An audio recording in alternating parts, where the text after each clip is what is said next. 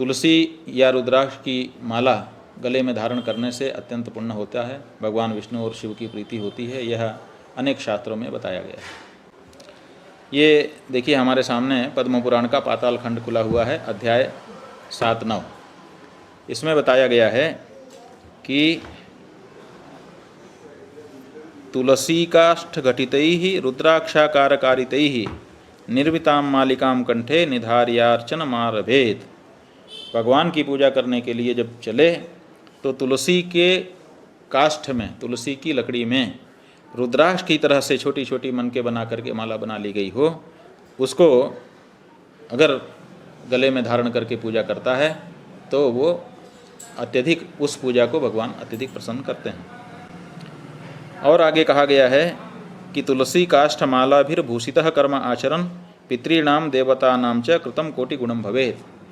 वैसे सामान्य रूप से पितृ कार्य करिए, देव कार्य करिए तो जो पुण्य होता है, अगर गले में तुलसी की माला धारण करके वही कार्य आप करते हैं तो अनेक गुना उसका फल बढ़ जाता है।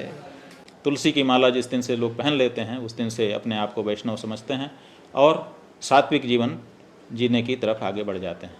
इसलिए तुलसी माला का बड़ा महात्म्य है। वैसे तो तुलसी की माला भगवान विष्णु को अर्पित करके कभी भी आप पहन सकते हैं, लेकिन अगर किसी पवित्र गुरु के कर कमलों से उसको धारण कर लें आप, एक बार वो आपको धारण करा दे, उसके बाद फिर आप उसको धारण किए रहें तो निश्चित रूप से बहुत बड़ा कल्याण होता है।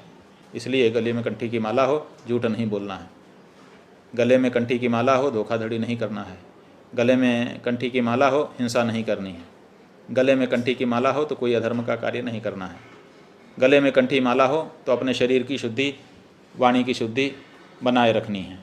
उसके लिए जब अपवित्र अवस्था में जा रहे हैं, शौच लघुशंका आदि के लिए जा रहे हैं, तो जहाँ तक हो सके तुलसी दल की माला को पहले रख दें, फिर हाथ पैर धो करके फिर से धारण कर लें।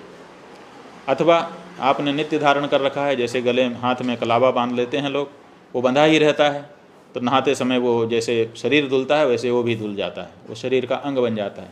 इस तरह से अगर आपने तुलसी माला भी धारण कर रखी है, शरीर का अंग ही उसको बना दिया है, तो शरीर के अंग जैसे शुद्ध होते हैं वैसे वो शुद्ध होता रहेगा।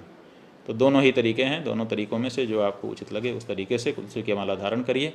तुलसी की माला धारण करने के बाद अपने जीवन को भगवान विष्णु का मान लीजिए। अब ये भगवान विष्णु का दिया हुआ जो जीवन है उसी को आप जी रहे हैं, और स्वाभाविक है कि भगवान विष्णु का दिया हुआ जो जीवन है भगवान शिव की उपासना आराधना के लिए है, वो सात्विक भाव बनाए रखने के लिए है, और वो धर्मशास्त्रों के मर्यादा के अनुसार चलने के लिए है।